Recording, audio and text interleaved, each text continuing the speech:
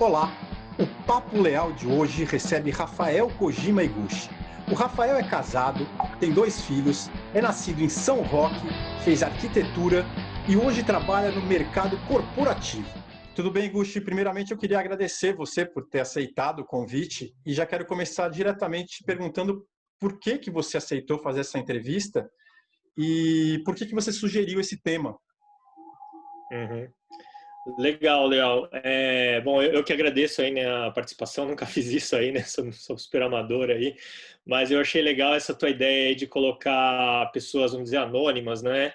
Eu acho que todo mundo tem um pouco para contar. Se a gente pegar com uma pessoa num banco da praça aí, ela vai ter histórias excelentes de vida, e aí eu achei que também vale a pena eu compartilhar o que eu estou pensando nesse momento, esse momento bem esquisito de todo mundo, né? Eu bem preocupado, acho que como todo mundo bem preocupado, até eu pensei um pouco como é que seria essa entrevista, né? Porque a gente às vezes está com uma cabeça muito diferente de saber como a curva ela está num momento terrível, né? Para o país, então em termos tanto de saúde quanto economia, assim. Então até ontem eu estava pensando com a minha esposa, putz, é um clima que a gente não sabe muito bem o que fazer, vão ficar todo mundo preocupado, mas eu achei legal aí teu convite, eu resolvi topar e um pouco para a gente também desanuviar a cabeça, pensar em outras coisas, né, pensar um pouco em futuro, e acho que serve um pouco para mim para desabafar, quase uma terapia, né? E Legal. aí você perguntando como é que foi esse tema, né? Então eu pensei num nome assim, né? Tesouro direto ou tesouro indireto. Uhum. E aqui tem uma coisa assim meio engraçada, né? Que anteontem eu estava vendo as questões das finanças da família, né? E esse é o tipo de coisa muito assim mundana, né? Muito olhar investimento, olhar dinheiro, Total. CDB, Tesouro Direto, LCI, LCA, né? Então você fica vendo, estudando esse tema, que é uma realidade muito assim muito específica, né? Então acho que eu fiz um link quando você me convidou aí para falar do que eu gostaria de falar, né? Eu acho que um tema que é um pouco a linha condutora da minha vida e até os dilemas pelos quais eu passo, continuo passando. Não sou uma pessoa 100% resolvida não em várias coisas. Uhum. E aí eu vou agora para o outro ponto, que é o tesouro indireto, né? Então, o tesouro direto é mais ou menos relacionando isso à nossa vida, o dia a dia, né? O ganha-pão, você tem que ir a mensalidade das crianças. E o tesouro indireto, que eu brinquei, assim, é essa coisa que está dentro da gente, né? Que é o que é o nosso legado, o que a gente quer fazer aí qual que é a nossa vocação, o que a gente quer deixar de marca aí para Legal. o mundo, e aí como é que é a dificuldade de balancear o tesouro direto, então, né, o dia a dia mais até meio material ou da realidade, né, e a parte um Uhum. pouco mais sonhadora e de querer fazer coisas para sua autorrealização, vamos dizer assim. Eu queria começar assim falando um pouco da sua trajetória. Conta um pouco sobre você, assim, um panorama geral. Bom, eu nasci em São Roque, né? Praticamente nascido em São Roque, uma cidade perto de São Paulo, do interior. Uhum. Então foi uma infância bem assim, quase Chico Bento, né? A gente tinha um Uhum. lago, a gente pescava no lago, andava descalço na grama, tinha chuva, a gente brincava com as poças, tinha muita fruta lá na nossa chácara, era uma chácara. Uhum. Então, eu posso dizer que a minha infância foi muito ligada à natureza, uma conexão muito grande com a natureza. Eu tenho 3 irmãos, então minha infância é muito rica, cada um com a sua característica aí, né? Cada um puxando um lado de personalidade. Aprendo muito com meus irmãos e com meus pais. E aí, basicamente, aí depois dessa infância aí rica em termos de natureza, mas por outro lado também me abastecendo de cultura, vamos dizer assim. Meu pai e minha mãe, eles sempre nos colocaram muito essa coisa meu pai é o lado mais assim de física, das exatas, minha mãe é professora de português, então eles nos levavam a museus, levavam no MASP quando a gente era criança, Uhum. né? Então um lado meio Chico Bento, começando a ter um pouco de cultura geral aí. E aí no colegial meus irmãos, a gente foi para São Paulo. Então, saindo de uma realidade de sítio, indo para Pinheiros, uma escola no Largo da Batata, onde a gente se conheceu, né, Leal? Foi um colégio Totalmente. equipe aí. E aí lá foi um mundo muito diferente, eu explorei. Então, a equipe é um colégio super, assim, super diferente, né, em termos de pessoas fazendo muitas coisas diferentes, pensando coisas diferentes, muita gente idealista, ligada às artes, ligada Sim, assim, a querer total. mudar o mundo, né, uma visão muito progressista de mundo. E aí depois eu fui para a faculdade, fiz arquitetura, estudei na FAO. E aí depois da faculdade, então a minha vida é cheia de transformações. Se você for É, ver, mesmo de casa, eu mudei muito de casa, mudei de escola algumas vezes. E aí depois de formado, eu decidi que não seria arquitetura o curso por uma série de motivos aí. hum, E aí eu acabei indo para a área mais de comunicação, a parte de design web. aham, E aí foi indo mais para o marketing mais estratégico, vamos dizer, que é onde eu estou hoje, né? Então, uhum, desde que eu me formei, eu trabalho no mundo, basicamente no mundo corporativo com marketing estratégico, e tem uma área que é bem analítica, a gente chama de inteligência de mercado. Então é legal. mais ou menos essa minha linha. Eu sou casado, né, com a Vivian, que me aguenta aí, e muito parceiro, né, que tem que ser no casamento. E eu Sim, tenho dois filhos ótimos aí, o Danilo e a Lina, cada um também com a sua característica. legal. Tô vendo que agora você deve estar no quarto de um dos dois aí, não é isso? É, eu tô no quarto da Lina, é uma questão bem falando de coisas mundanas, né? Aqui a É. internet pega melhor, então tem os passarinhos aqui. Aliás, esses passarinhos foi eu que desenhei também para ela, assim, A Lina, que decorei. inclusive tem esse nome por ser uma homenagem à Lina Bobardi, não é isso? Isso, é. Essa história é interessante, né? Então, a gente falando do tesouro direto e tesouro indireto, né? O indireto é aquele mais lá de dentro da gente, né? Essa história é bem legal, porque a minha família, ela tem uma conexão com as artes, né? Então, o meu avô paterno, ele fez um monte de coisa. Entre algumas coisas, ele foi uma época ele era pintor, ele é retratista lá na Praça da República, Aham, pintava quadros mesmo, né? Eles sei. tinham um grupo de pintores, eram amigos. E aí, para o meu pai, ele deu o nome de Ângelo, apesar da gente ser oriental, né? Deu o nome de Ângelo por conta do Michelangelo. Uhum, E aí, meu pai, ele, para um dos filhos, assim, para continuar a tradição, ele escolheu a mim. E meu nome é Rafael, né? É do sim, Rafael Sanzio também, que é sim. o pintor renascentista. E aí, até aí tinha ficado aí. Eu sempre achei a história do meu nome muito bacana. E aí, quando foi a Lina, foi a nossa segunda aí, eu achei que eu tinha que, sabe, Léo, eu tenho, de certo modo, como eu saí Dá dessa uma área mais, continuidade, né? dar uma continuidade à tradição. E eu tenho um pouco, vamos dizer, eu tenho um pouco de, vou dizer, talvez uma dívida ou talvez uma questão emocional ainda com essa parte artística aí que eu acabei meio deixando de lado no Tesouro Direto e o Indireto, né? Eu Aham, fui para o Tesouro Direto trabalhar numa empresas grandes, globais, e essa parte das artes, ela fica meio, às vezes, meio adormecida comigo. Foi um jeito de eu resgatar isso, assim. Então, a Lina é isso, né? A Lina Bobardi, acho que é uma arquiteta aí, acho que é mais importante para a história da arquitetura brasileira. aham, Ela fez o MASP, por exemplo, o Sesc Pompeia, né? E aí eu sim. achei bacana, de certo modo, deixar essa tradição. E a minha esposa, que ela topa muitas das, vamos dizer, das coisas diferentes que eu imagino, ela adorou também. E aí foi Lina. Ah, que legal. E você acredita que você tem uma missão pessoal na vida? Pergunta bem profunda, né? Não, sei lá. É um pouco profunda, mas eu acho que todos Não, temos, não? é. Então, é interessante você falar isso. Eu acho que eu tenho. Sabe que eu fiz um exercício uma vez, Leal, com uma pessoa de RH de uma empresa, e ele pediu para a gente fazer literalmente esse exercício. Escreve aí, o que você acha qual que é a tua missão, né? É. E eu achei demais. E eu escrevi, assim, cada um não precisa nem mostrar para ninguém, né? Nem vou abrir, nem vou mostrar ela inteira, né? Uhum.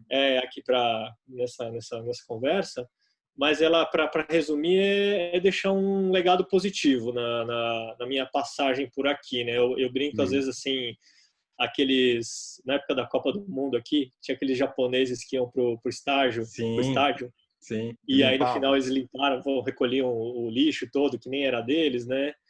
Então acho que, independente se você é nipônico ou não, mas eu acho que é uma coisa bacana que a gente pode buscar, né? Que é você terminar o negócio e sair um pouquinho melhor do que você começou. Então, eu É. acho que, de modo geral, acho que essa missão que eu busco, né? Nem sempre eu consigo, tá? Esse nosso bate-papo, talvez a gente possa falar um pouco disso. Mas é isso, é deixar um saldo positivo aí no mundo. Eu penso muito parecido com você. Essa coisa de deixar o saldo positivo, né? Você acha que o sucesso é quantificável no jogo da vida? Eu acho que depende qual que é o jogo da vida, né? É, acho que cada um aí tem o seu aquele jogo do War, né? Quando você pegava o seu objetivo aí. Meu Sim, objetivo sim, sim. é conquistar 40 territórios aí. A questão, né, do sucesso, ele é super relativa para cada um, né? Eu acredito muito nisso, assim, e eu prezo e admiro muito pessoas que têm que tem essa visão de fazer uma coisa bacana, né? E não precisa ser uma coisa assim, vou mudar o mundo, sabe? Dalai Uhum, Lama. O fato de você respeitar o próximo, cuidar da sua família, educar bem seus filhos para também respeitarem o próximo. uhum. Eu acho que já é um ótimo começo, né? Ter uma questão de honestidade com os demais e se der para contribuir. Para mim, isso é sucesso. Assim, por exemplo, a gente falou desse jogo da vida. Existe um jogo da vida, né? Quando a gente Sim, era sim. Famoso jogo moleque, tem da um jogo de vida. tabuleiro. Sim, O jogo da vida é o seguinte: ganha o jogo, no final é quem soma mais dinheiro, né? Você vai guardando dinheiro e soma e conta. sim, Ganhou justamente. o jogo da vida é o vencedor, é o quem tem mais dinheiro. Então, não é isso para mim, essa coisa do sucesso. É longe disso, sabe? Aham. É, vou te dar um exemplo aí.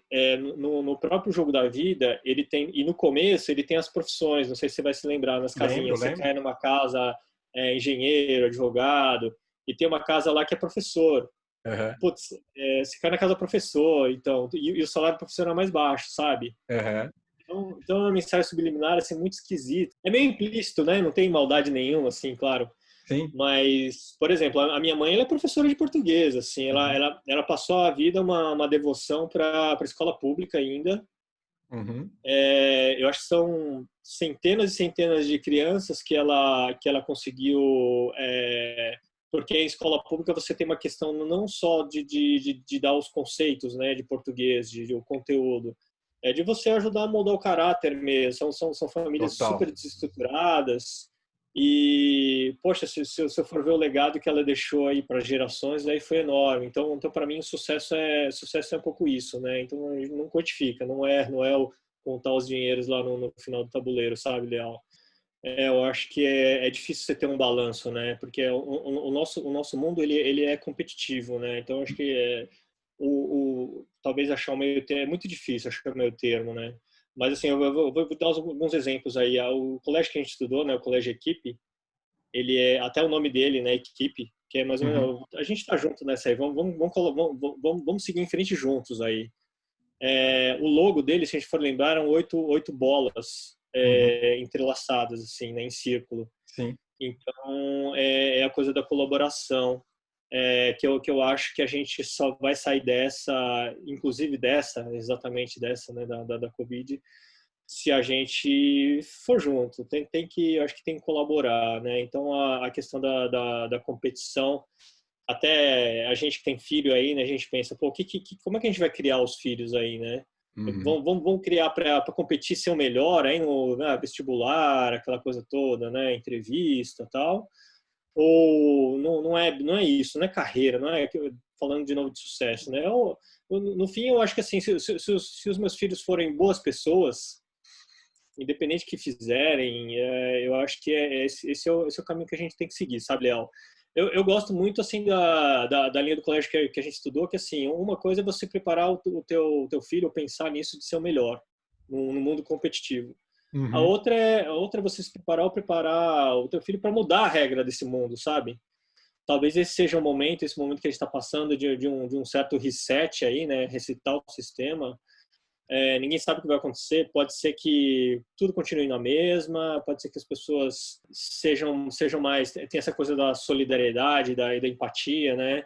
Tem questões até mais estruturais, aí fala-se um pouco de alguns projetos de renda mínima no mundo, que, ok, eu vivo no mundo capitalista, né? A gente sabe como é a regra. Ele traz muito benefício, muito mesmo, assim, eu vejo para a sociedade muito avanço, né? Em termos de tecnologia, de qualidade de vida. A gente tem internet, a gente tem luz, a gente tem né, locomoção, remédios melhores, mas eu acho que ele tem que ser melhor balanceado, melhor controlado, porque essa coisa do extremamente liberal, quando a gente vê, por exemplo, Jeff Bezos, né, que é o homem mais rico do mundo, e alavancou essa riqueza por conta da tecnologia, que é o fundador da Amazon, o patrimônio dele é mais de 100 bilhões de dólares, 130 bilhões de dólares. O que fazer com tudo isso, né, Léo? Assim, ele não vai ter tempo útil de vida, nem ele, nem os filhos dele, nem os netos dele, talvez os bisnetos deles não vão ter vida útil para gastar todo esse dinheiro, né? Exato, você não usufrui disso, né? O Obama ele tem um trecho que ele fala muito isso, assim. Quando ele virou presidente, ele começou a dormir em suítes presidenciais, né? Ele é muito engraçado falando assim. E ele falava que a suíte era enorme, tinha vários quartos e um monte de luz. E aí ele com a Michelle ia apagar lá, ia dormir, tinha que apagar todas as luzes. E aí eram as luzes meio escondidas, assim, luminárias super bacanas, você não sabia como desligar. Então ele fala um pouco isso. Ele tem algumas pessoas que puxam, até algumas pessoas que têm uma vida assim muito rica mesmo, né? Começam a puxar um pouco desse debate de pensar no outro, né? De pensar um pouco na sociedade. E a gente não consegue isso, né? A gente não consegue andar em 5 carros ao mesmo tempo. A gente não consegue. Sim. Você sabe que para mim, acho que algumas das experiências mais importantes que eu tive na minha vida, elas foram muito simples, assim. Uma delas, eu me lembro que a gente pegou o carro, foi para a praia e o meu pai tinha acabado de se aposentar. A gente pegou o carro, foi para a praia e almoçou um peixe num restaurantezinho de beira da praia. Estava a família inteira junto, todo mundo bem, de saúde, feliz. Você acha que as pessoas precisam de tantas coisas materiais assim? Olha, eu acho que não, Leão. Eu estou muito certo do que a gente não precisa de tudo isso, não. A gente precisa na verdade, de muito menos, né? Eu como te falei, eu trabalho em empresa e trabalho, de certo modo, com marketing, vamos dizer assim. Então, eu sei o outro lado da balança, eu sei como é que as empresas e a sociedade, elas vão desde pequeno, desde criança, elas vão nos impelindo a esse mundo de consumo e do ter, né? Hoje a gente vai lá no shopping e compra uma camiseta com um jacaré verde, que é um símbolo de status, né? Você não sabe, Leal, o quanto, não sei se as pessoas têm ideia do quanto de técnica de gente, de publicitários super competentes. Sim. Então você começa esses grandes cineastas brasileiros aí que ganham Cannes, vão para Oscar, todos eles começaram a carreira em publicidade. Eles fazem chorar, assim, né? Sim. Então eles têm esse talento. Você tem uma área de pesquisa enorme. Eu trabalho com pesquisa de mercado já, né? Pesquisa quali, pesquisa quanti, para decidir na propaganda quem que é a personalidade que tem que estar lá, qual é a frase exata que ela tem que falar, como é que é o fundo, qual é o público-alvo, como é que você molda a tua estratégia para eles, né? Agora, se a gente tem o digital, né? Como é que o digital ele deixa pegadas aí, rastros de comportamento, que você vai linkando uma pessoa a outra e busca tendências. Então, de certo modo, eu não quero demonizar o marketing. Eu trabalho com isso, eu trabalho numa área mais voltada para empresas, né? E tem uma importância grande do marketing. Então, um parênteses rápido para explicar. Mas é que se você entende melhor o que as pessoas e empresas precisam, você consegue fazer produtos melhores, né? Então, esse que é o lado bacana do marketing aí, e ajuda a perenidade das empresas. As empresas não quebram, e por outro lado, você tem consumidores usando coisas que eles precisam. Então tem uma parte importante, né? Mas tem um certo lado, principalmente quando a gente fala dessa parte de bens de consumo, roupa, cerveja, carro, um monte de coisa que a gente tem em casa.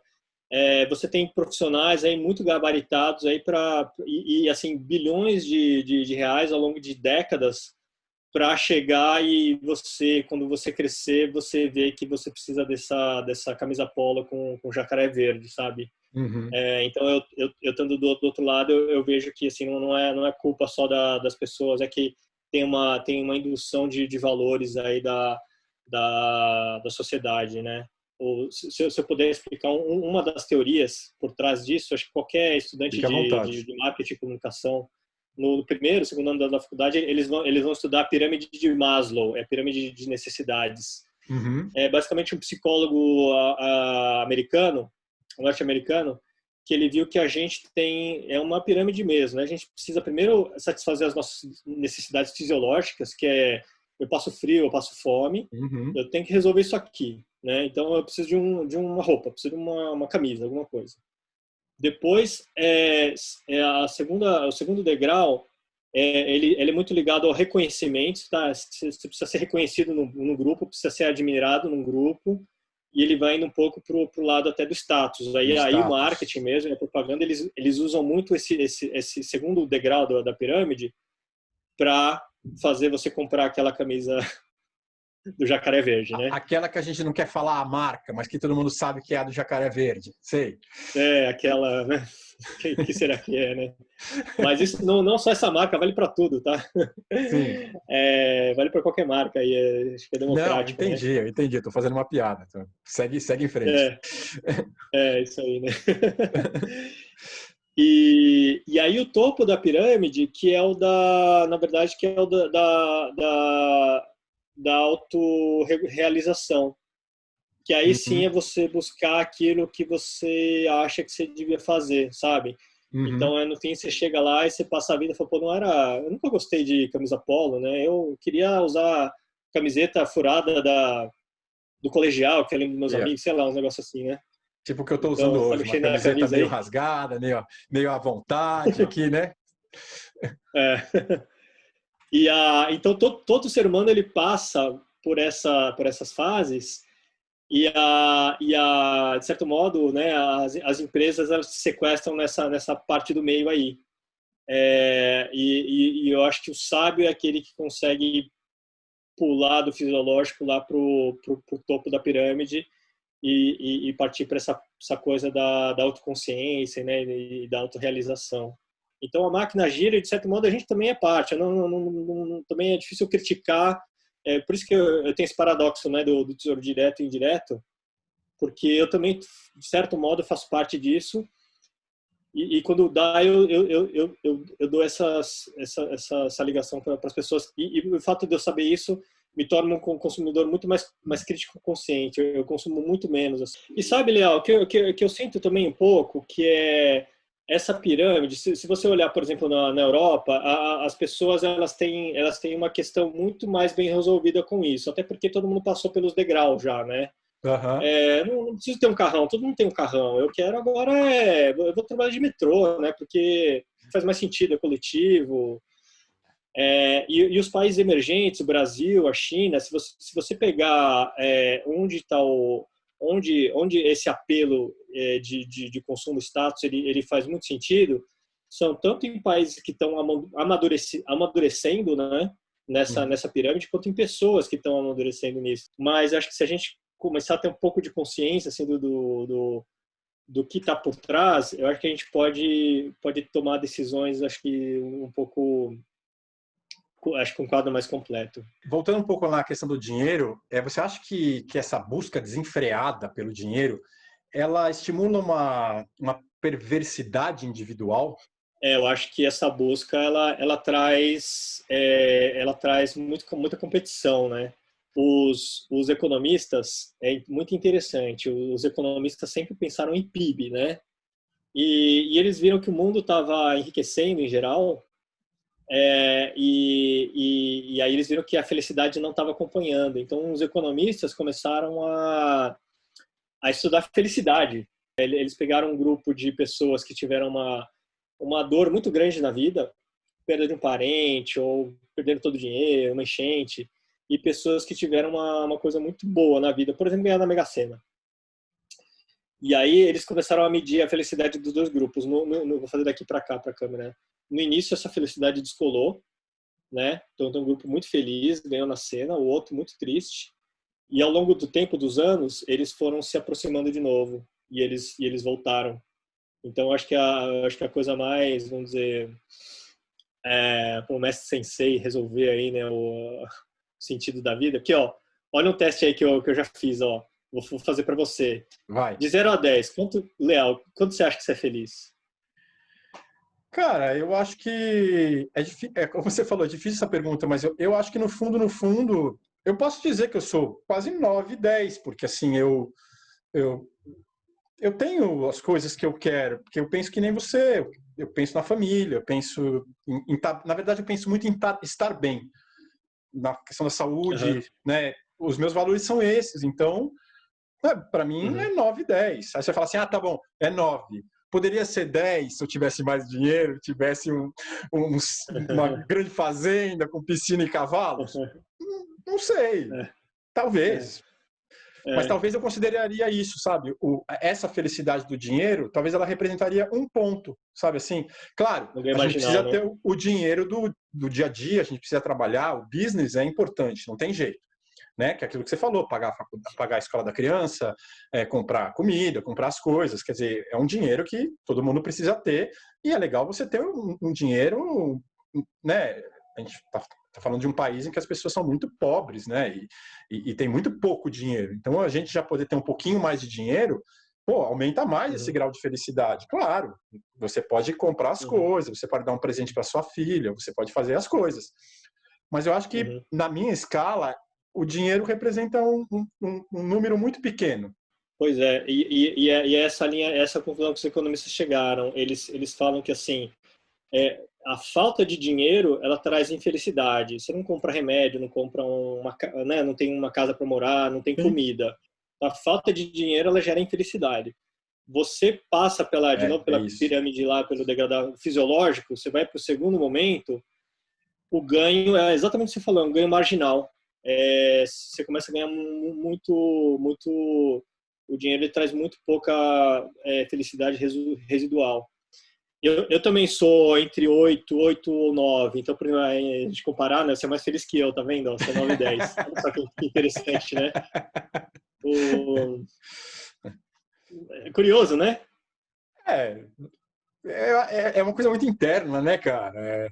Tá Muito vendo? Você está interno, precisando né? de É quase muito 2 aqui. pontos de dinheiro aí. Eu estou precisando só de um. E não que eu tenha mais dinheiro que você também, sabe? Assim, eu A acho que gente é uma nem coisa sabe, né? muito relativa, quer dizer, é complicado. É. Não, eu acho que começa a fazer diferença quando alguém vira para você e fala assim: ah, não, para mim, eu sou feliz 5 e eu precisaria de mais 5 para ser feliz, né? Que é a falta do dinheiro. Aí eu acho que você já vê já dá para você fazer uma análise mais profunda, né? Eu vou dar um exemplo, assim, que é um ídolo meu, né? Eu sou arquiteto, eu gosto muito do Gaudí. Sim, muito bom. O Gaudí é um arquiteto catalão, né?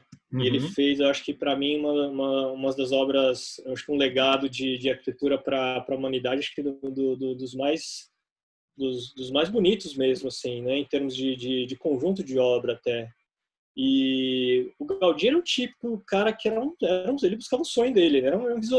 Eu acho que assim, ele tinha uma visão, ele era um visionário, assim, né? Ele falava, meio que a Sagrada Família, que é a obra mais importante dele, né? Que é uma igreja super antiga, assim, Sim, e com sim. os pináculos super altos, assim, completamente diferente do que era antes, que era muito clássico. Ela é muito orgânica. Bom, um momento ele teve uma visão, assim, falou, eu vou fazer isso aqui, assim, então e ele passou a vida inteira indo atrás disso, né? Ele não ficou, eu não vejo ele pesquisando o tesouro direto, né? Como é que eu aplico lá no meu home broker? Como é que tá a taxa Selic? Tipo essas coisas Sim, do mundano e do ideal, assim, né? Ele não fazia isso, ele não tinha tempo para isso, né? Ele falou, deixa, é isso aqui, ó, é isso aqui que eu tenho que fazer isso aqui. Por um lado é quase uma maldição, né? Porque eu acho que não é nem dele, assim, vem de dentro. Por isso que né, tá lá interior. E, pô, deixou uma obra, assim, o cara morreu sem dinheiro, não sei se deu atenção à família, acho que nem não conseguia dar atenção à família, morava lá mesmo, né? Comia, e o dinheiro dele era para continuar a obra. Isso que é e são essas pessoas, né, que elas que elas mudam a sociedade, né? Seja um grande líder, ou seja, independente de ser famoso, mas você pega, sei lá, nossa mãe, nossa avó, um amigo nosso, ele também, né? Pode ser isso, um Uhum. sonhador, assim, não precisa ter uma coisa enorme, mas é alguém que busca alguma coisa diferente, né? E deixar uma coisa melhor aí. E, Gusti, você é um cara muito criativo, né? Conheço você há muitos anos e percebo nas suas falas, assim. E hoje você trabalha no mundo corporativo, né? Como é isso para Uhum. você? De certa forma, te angustia um pouco, assim, você não poder dar vazão a essa criatividade? Eu acho que é uma questão que não é muito bem resolvida para mim, não, para falar a verdade. Eu tenho, não vou dizer não é bem resolvida, mas eu tenho um chamado, eu falei um pouco a história da Lina, né, essa parte Uhum. das artes, da arquitetura, como eu acho que elas são importantes para mim, são importantes para o mundo também, né, o papel disso. Você pega aqui na pandemia, né, para a gente não ficar louco, a gente vai ouvir música, a gente vai ver um filme no Netflix, vai ler um livro. Então, tem um ditado bem legal assim que eu ouvi na FAO, de um professor de História da Arte, que ele dizia assim, quando a ciência cala, a arte fala, Uhum. né? Que é quando você não tem as respostas todas, a arte ela consegue te dar alguma direção, alguma luz, alguma inspiração, né? Então, eu acho super importante. E como eu te digo, às vezes parece que eu tenho umas. É como se dentro de mim tivesse um chamado ainda me lembrando, assim, ó, não esquece de mim, sabe? Sei. Eu acho que estou relativamente satisfeito com as escolhas que eu fiz, assim, de carreira. O meu trabalho é gozado, é o outro lado do cérebro, não é o lado criativo, é o lado analítico, muito analítico. Eu trabalho muito com Excel, modelo de dado. Eu tenho Uhum. engenheiros no meu time, né? Um pessoal da Poli, super crânio, assim. Então eu acho que eu sou uma pessoa meio diferente, porque eu tenho os dois lados, assim, sabe? Sei. Então, por um lado, o meu trabalho ele é bacana, eu acho que eu vejo um sentido nele, assim, social, expliquei um pouquinho, né, da questão do marketing, mas eu sinto falta e eu me sinto um pouco, esse meu outro lado, ele me chama às vezes, assim, para me lembrar que ele está vivo. Por isso que às vezes a minha esposa sabe muito bem, eu tenho sábado, geralmente de sexta para sábado, eu tenho, volta e meia, eu tenho insônia. Eu não consigo dormir. De sexta para sábado, sempre sexta para sábado. Eu sei bem o que é isso. Não, não é Não é fácil, só né? de sexta para sábado. Direto. É. Porque é essa coisa da cabeça pensante, né? Da criatividade, né?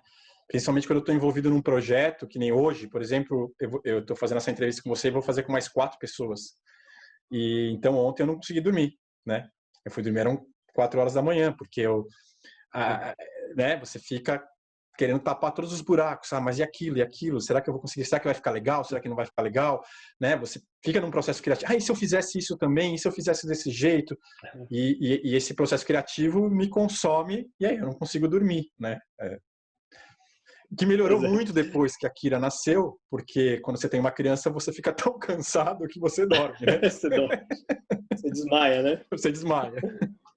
É, Agora, é possível não se angustiar com as incertezas da vida e com a incerteza é, também de não estar fazendo tudo que a gente pode. Eu sinto um pouco angústia com isso. Você sente essa angústia?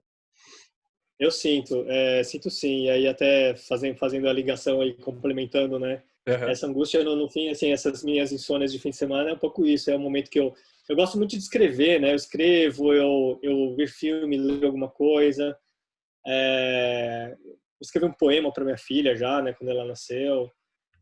Então é um jeito desse meu lado dele dar vazão, mas é uma angústia sim. Não sei se alguém está esperando uma resposta, eu não tenho, eu não sou.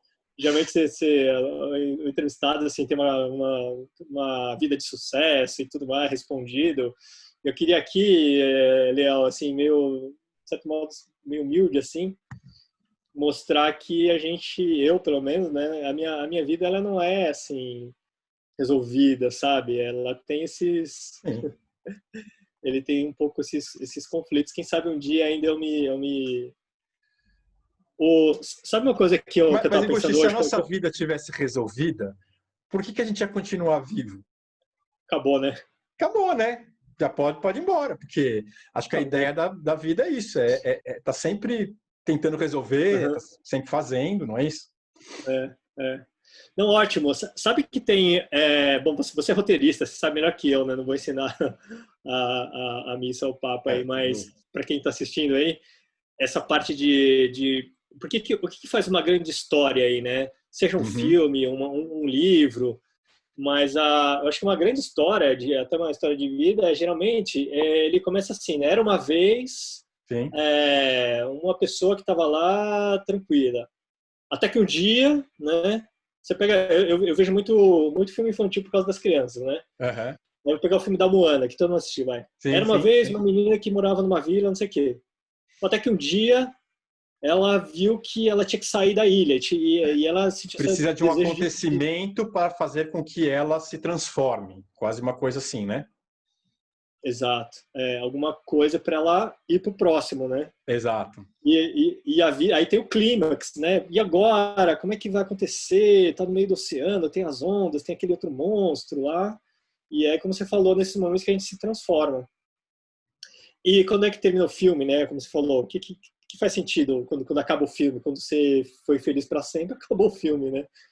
Então, Sim. acho que obrigado aí pela dica aí para mim, uma reflexão que acho que quando tudo se resolve, meio que acabou, né? Então, esse meu conflito talvez seja algo que eu tenha que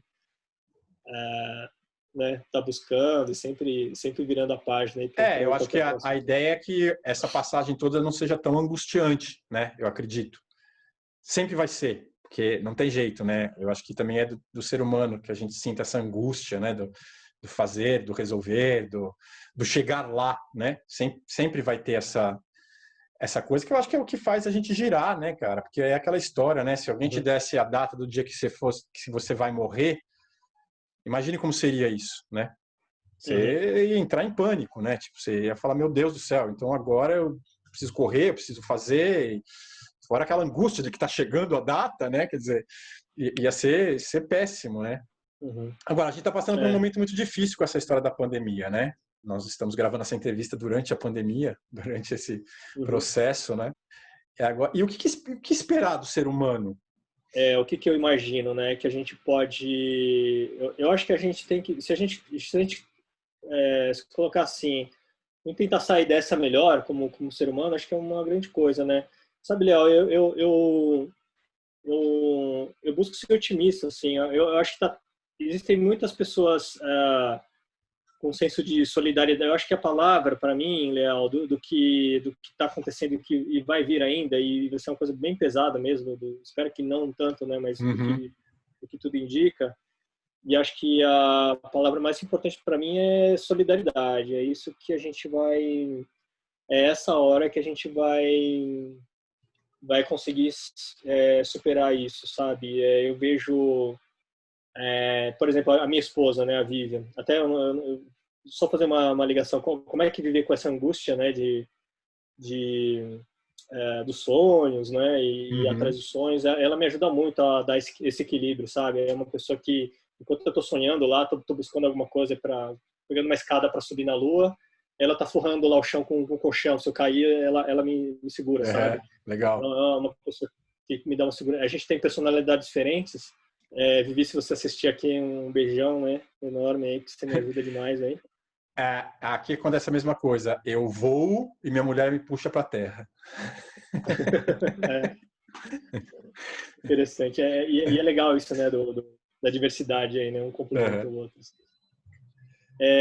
Mas eu aí falando dela, né? Ela tá, por exemplo, ela já comprou chocolate caseiro de um conhecido que está vendendo e fechou o restaurante.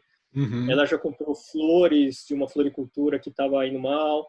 Ontem mesmo eu saí pelo prédio, passei em 3 apartamentos distribuindo uns legumes, que é uma Uhum. amiga dela viu Legal. que tinha alguns agricultores que não estavam dando vazão aos produtos e iam vencer. E Então, estragar. essa amiga dela, o pai, acho que pegou um caminhão, alugou um caminhão, comprou a carga e aí tá, o negócio precisa repassar, né? Sim. E aí, foi mandando, e aí a minha esposa comprou pro prédio todo, quem quer, e aí cada um vai ajudando do jeito que consegue. É, legal, você me falou também de uma história que você se envolveu num projeto com relação às IPIs. No trabalho a gente foi para home office, né? Foi final de março, todo mundo na home office. E aí na segunda semana do home office, me caiu uma ficha, assim, isso em março ainda, né? A curva não existia curva Uhum, ainda, né? uhum. Me dei conta da gravidade do negócio, que a gente ainda tá nesse momento, tipo, agora a gente tá conversando, tô dando risada, né? Porque a vida também, ela é múltipla, né? Uhum. Mas a gente está num momento terrível, né, Leal? Acho que o momento mais terrível que a gente não imaginava, ele chegou, assim, né? Ele tá fogo, cara. A gente meio essas 1.000 mortes, 1.500 mortes por dia, a gente meio que se acostumou, assim, né? É. Parece que né, é isso mesmo, assim. Mas voltando lá, eu entrei nesse modo de guerra mesmo, assim, e vi como o negócio ia ser feio. E a gente via que estava faltando EPIs nos hospitais, né? Máscara, Uhum. os próprios respiradores, equipamentos, né? Todos os equipamentos de hospitais e EPIs estavam faltando. E um deles que faltava aquele face shield, né? Uhum. Transparente, né? Que protege. E aí eu comecei a fazer essa ligação entre pequenas indústrias e hospitais que estavam precisando, indústrias paradas, muitas assim foram voluntárias, sabe? Um trabalho bem. Eu conheci gente muito Legal. bacana nessa jornada aí. E aí eu pedi para o meu chefe se eu podia ficar algumas horas por dia nesse projeto voluntário. Ele falou, toca aí, super, super, meu, é o que tem que fazer por momento, né? Legal, legal. A empresa que você trabalha te dá essa vazão, né? Bacana. E eu É, sei que é uma até. grande empresa, que é uma corporação gigantesca, né? E Uhum. se você quiser falar o É, nome se eu, também, fica à vontade. Eu posso Não até tem... falar, a É. Votorantim, né, um grupo Uhum. nacional super grande aí. Eu trabalho na área de energia, na Votorantim Energia. Uhum. E o meu chefe me liberou, só que o que aconteceu? O negócio era tão grande, né, de coisas que a gente tinha que construir. Hoje a gente vê que os hospitais até que estão com a capacidade razoável, sob controle, as EPIs começaram a chegar, mas isso não foi do nada, sabe, Leal? Teve muita gente que fez muita coisa para a gente chegar nesse momento, assim, de um certo equilíbrio nos hospitais. E aí o negócio foi me demandando, e aí chegou na primeira semana que eu tinha combinado com o meu chefe, eu na sexta-feira não tinha trabalhado umas horas, eu tinha trabalhado a semana inteira.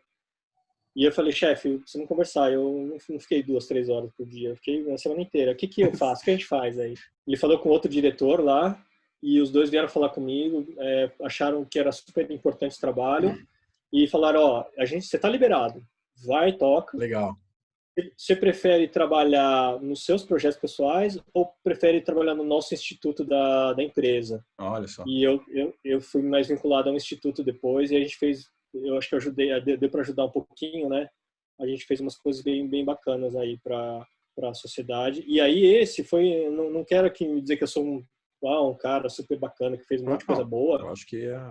até fazendo esse meia culpa assim do tesouro direto e o indireto, o tesouro direto, acho que teve eu acabei ele na balança ele pendeu mais aqui na minha vida, se eu for pensar assim, né, de ser pragmático aí. E esse foi um dos momentos assim que eu tive muito orgulho de mim mesmo, sabe, assim, que era uma coisa que eu há um tempo eu não tinha um orgulho tão grande de achar que eu estava fazendo realmente você fala, aí voltei à minha missão, né? Foi um Legal. negócio assim que pegou bem forte para mim. Então, acho que em resumo é isso, né? O que eu espero das pessoas é solidariedade. Acho que quem puder ajudar o próximo e se isso acabar, ou quando acabar, ou quando ele vai acabar transformado, e que a gente possa dar um reset nessa máquina e todo mundo voltar melhor dentro de tudo isso que a gente conversou aqui, né? Não, legal pra caramba, meu. Adorei conversar com você. Foi muito bom o nosso papo. Você quer falar mais alguma coisa? Fica à vontade, assim, se quiser. Só dar uma fechada, né, no assunto, assim. Só pra gente Uhum. fechar mesmo. Ah, Fala alguma coisa assim. Fica à vontade, vai lá. uma reflexão que eu faço assim é para a gente não se esquecer dos idosos, Leal. Esse para Ah, mim acho que é legal. uma coisa assim que é vital, assim, que eu me emociono, né? Que eu acabo pensando nos nossos pais, nossos avós, né? Mas eu acho que é o seguinte, cara, eles já tiveram essa cabeça de guerra, né? Eles já passaram por isso. Eu acho que essa história ela começa há uns anos atrás. A gente estava viajando, até a gente estava indo para Barcelona com meus pais, no avião. E aí eu estava comentando que o pai da Vivian, ele tinha viajado menos do que a Lina, que era a minha filha, né? Uhum. Ela tinha 3 anos. E aí meu pai, uma hora que a gente estava sozinho lá na viagem, ele falou, Rafa, queria só um ponto aqui do que você falou, né? Que a gente, da Lina. Não é só que ela viajou tanto quanto o teu sogro. Tem uma causa e efeito aí, né? É justamente porque ele nunca viajou que ela tá podendo viajar agora. Então, Uhum. assim, a geração dos nossos pais e avós, eu acho que todo mundo que né, vem de imigração aí, seja italiana, japonesa, alemã, os africanos sofreram muito, né? Obviamente, nem se compara, mas eles vieram com isso, com uma realidade há mais de 100 anos atrás. Não tinham nada, era questão de comer mesmo, ou escolher quem vai comer, e foram construindo, né? E aí meu pai, ele me disse assim, então é isso, a gente, dessa geração nossa, de 80 anos, a gente só aprendeu a trabalhar e guardar, o que a gente trabalha a gente guarda, porque a gente não sabe quando eles, filhos da guerra, né, O dia de meus amanhã, né? avós, os filhos da Segunda Guerra, você não Uhum. sabe, amanhã você pode perder tudo. Aí meu pai, nessa conversa, ele falou o seguinte, a minha mãe não estava lá, né? Ele falou, olha a bolsa da mãe aqui. Ele abriu a bolsa da minha mãe, olha o que tem na bolsa dela. Ele começou a tirar, assim, plástico, o talher descartável do avião, É. ketchup que pegou no fast food lá no meio da viagem, é, sabe, um papel que num restaurante tinha um joguinho, um labirinto para as crianças fazerem. E olha com que tranqueira ela leva aqui, ela leva muita tranqueira. E por que ela faz isso? É por isso, é porque é um passado essa palavra descartável acho que não existe para eles, né? Eles não Sim, vão guardar que a gente vai precisar. sim. Então, Léo, acho que o meu fechamento é assim,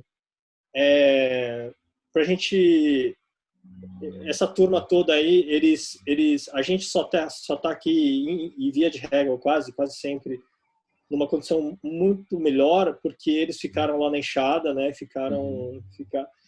Tem caso, meu, acho que qualquer um, assim, conversa com o avô, se um avô estiver vivo, não sei, uma sugestão, né?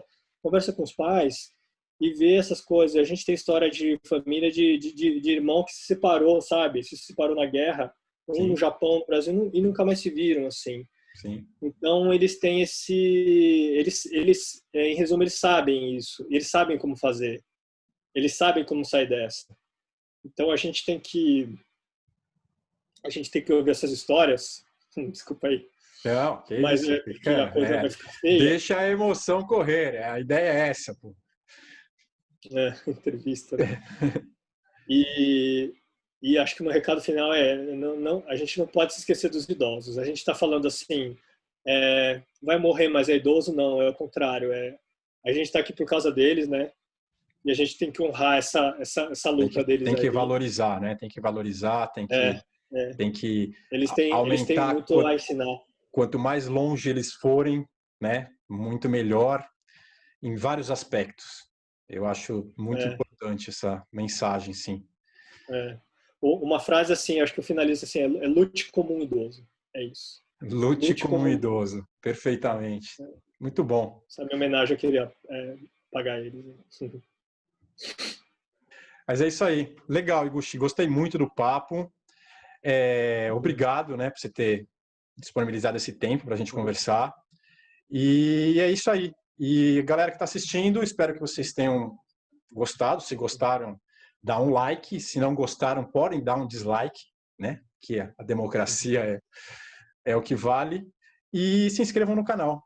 A gente fica por aqui. O Papo Leal volta numa próxima oportunidade. Valeu!